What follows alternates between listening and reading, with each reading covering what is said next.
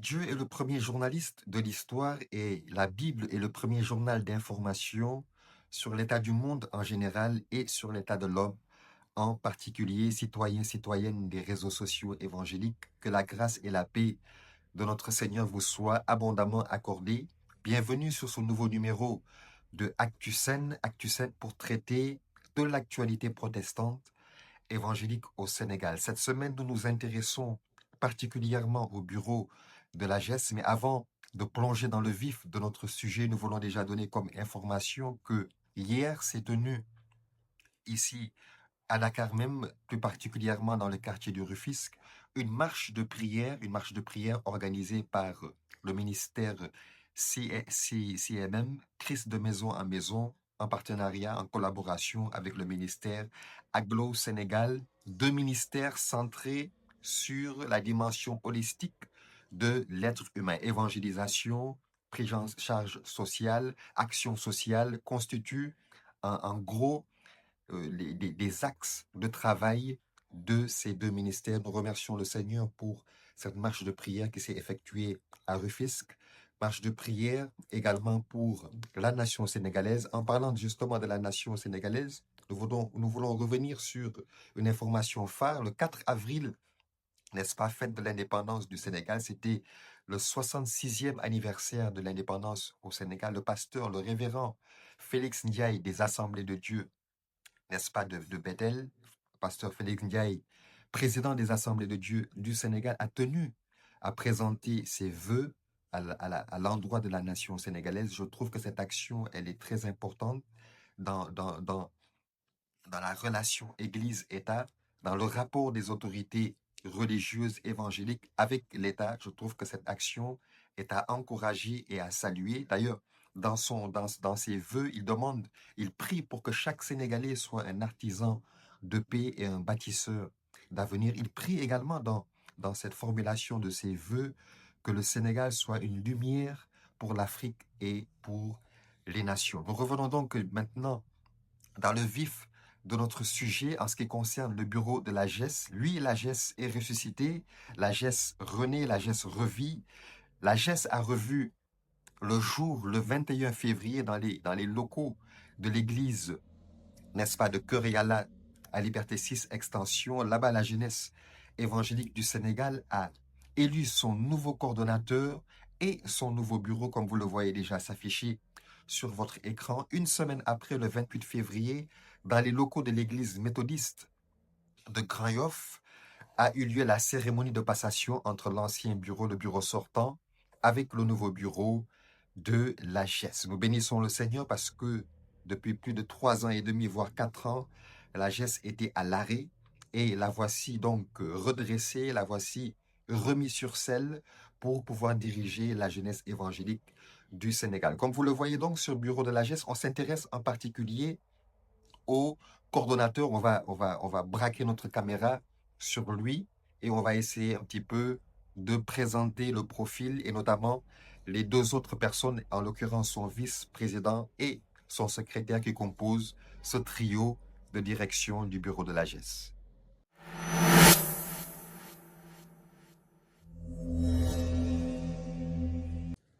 Le bureau de la GES a donc un nouveau coordonnateur en la personne de César Djedjou. César Djedjou, c'est quelqu'un qui a fait ses preuves, c'est quelqu'un qui a du chemin, qui a un parcours avec le Seigneur au sein de la communauté évangélique du Sénégal. C'est quelqu'un d'affable, de courtois, c'est un travailleur acharné, c'est quelqu'un qui se donne corps et âme pour le royaume de Dieu, pour l'avancement du royaume de Dieu au Sénégal. César Djedjou, pour mieux connaître le profil, il faut rappeler que c'est l'initiateur, le créateur du tournoi de l'unité. Le tournoi de l'unité, c'est un tournoi qui a été créé en 2021 dans le but de rassembler, de fédérer, d'unifier l'Église à travers le sport et en particulier le football. Cette année aura lieu une nouvelle édition au mois de juin 2026. César Djedjou, c'est également celui qui est à l'initiative et qui a mis en place l'AJPED, la Jeunesse protestante évangélique pour le développement et l'entrepreneuriat, une plateforme de jeunesse qui contribue énormément à la formation des jeunes dans leur insertion ou leur réinsertion dans la société sénégalaise, mais c'est aussi une plateforme qui apporte la prise de conscience pour chaque jeune dans sa responsabilité en tant que citoyen sénégalais. César Diédhiou, c'est également celui qui est à la baguette, n'est-ce pas, dans la communauté scientifique et exécutif du recensement provisoire et intégral de la communauté évangélique du Sénégal effectué par la Fraternité évangélique du Sénégal en 2023. César Diédhiou, pour ceux qui ne le savent pas également, est dans le staff de Christophe Da Silva. Voici celui qui aujourd'hui est le coordonnateur, celui qui est chargé de piloter, de ramener cette jeunesse, n'est-ce pas, de ramener l'Église au centre du village, de ramener cette jeunesse au cœur, n'est-ce pas, de la société sénégalaise pour justement mieux apporter l'Évangile, mieux faire connaître Christ dans ce pays. À côté de César, il y a son vice-président Théophile Biès, qui lui-même est président de la JAD, la Jeunesse des Assemblées de Dieu du Sénégal. Les deux hommes se connaissent parfaitement puisqu'ils sont également dans le bureau de la JPED. On peut donc s'attendre à un binôme, à un duo qui se connaît, qui se lie à travers les yeux et qui en soi a déjà une sorte de compréhension mutuelle pour une bonne complémentarité. À côté de César et de Théophile, on a comme secrétaire, n'est-ce pas, Cissé Batoumai de l'Église baptiste de Dakar. C'est important, sa présence, je trouve, est très importante puisque Cissé Batoumai est de l'ancien bureau, il est du bureau sortant. Il va donc venir avec son expérience interne, ses connaissances internes du bureau de la GES pour justement apporter, n'est-ce pas, sa petite expérience. Et avec ce trio, je trouve que le trio est assez homogène. Je trouve qu'avec ces trois-là, César, Théo et Cissé Batoumai, on a en quelque sorte un Joseph, un Daniel et un Néhémie des temps modernes. Je crois que ce bureau va relever la GES. Je crois que c'est un bureau qui a des compétences exceptionnelles, que ce soit sur le plan moral, intellectuel et spirituel. Je crois que ce bureau, d'ailleurs, est un bureau qui veut communiquer, qui veut se rapprocher de la jeunesse. D'ailleurs, il y a une semaine de cela, ils ont envoyé sur un format virtuel une consultation nationale dans le but de pouvoir s'auto-évaluer avec la jeunesse évangélique dans un échange avec plusieurs questions-réponses. Ils amènent la jeunesse elle-même à voir quelle est la perception de la jeunesse, comment le jeune évangélique du Sénégal perçoit la GES, qu'est-ce qu'il comprend de la GES, où est-ce qu'il veut que la GES, n'est-ce pas, aille dans quelle direction. Une consultation nationale qui a été envoyée dans un format numérique et qui est à remplir et qu'on peut retrouver justement sur la plateforme de la GES, la jeunesse évangélique du Sénégal.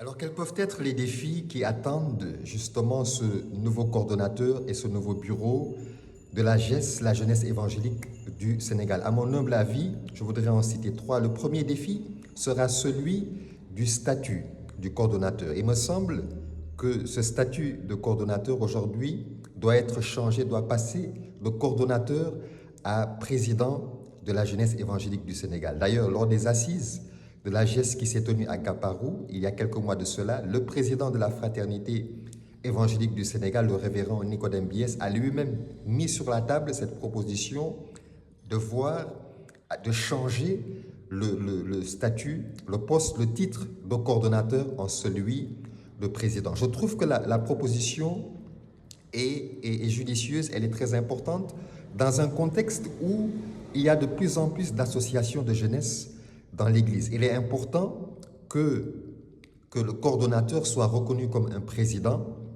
de la fraternité. Il n'est pas simplement celui qui met à exécution les stratégies, il est celui qui les définit, il est celui qui les présente avec son bureau, il est celui qui pose la vision et il est celui qui déroule la vision avec son bureau pour que celui-ci également mène à bien, n'est-ce pas, les objectifs de cette vision. Il doit donc à mon humble avis, recevoir ce titre, cette considération de président pour gagner en crédibilité, pour gagner en légitimité auprès des autres jeunesses. Il faut savoir que, comme on l'a dit tantôt, la GES est restée à l'arrêt pendant plus de 3 ans. Il y a des jeunesses, en l'occurrence la JAD, la jeunesse des Assemblées de Dieu du Sénégal, il y a la jeunesse méthodiste, mais il y a surtout la jeunesse évangélique de Thiès qui, ces dernières années, a été très en vue, très en vue.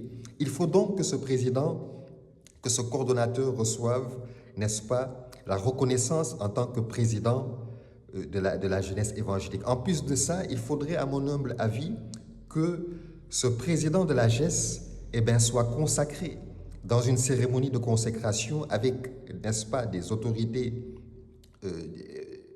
évangéliques reconnues, en l'occurrence qui sont dans la fraternité, et que ce coordonnateur et tout son bureau soient consacrés entre les mains du Seigneur, parce que c'est un ministère. Je considère que dans la fourchette de 1 Corinthiens 12 et de 1 Corinthiens 14, dans la présentation des dons de l'apôtre Paul, le don de présider, ce n'est pas simplement de présider le culte, c'est présider, c'est administrer, c'est gouverner. Il me semble donc juste que d'abord, le coordonnateur soit reconnu comme président de la GES, deuxièmement, qu'il soit consacré pour ce ministère, pour cette tâche qui est une vocation du Seigneur à l'endroit de ce jeune. Deuxièmement, il me semble que l'un des défis que devra relever ce bureau, ça sera de ne pas marcher en rang dispersé. Marcher en rang dispersé parce que, comme je l'ai dit tantôt, César Diédhiou est président,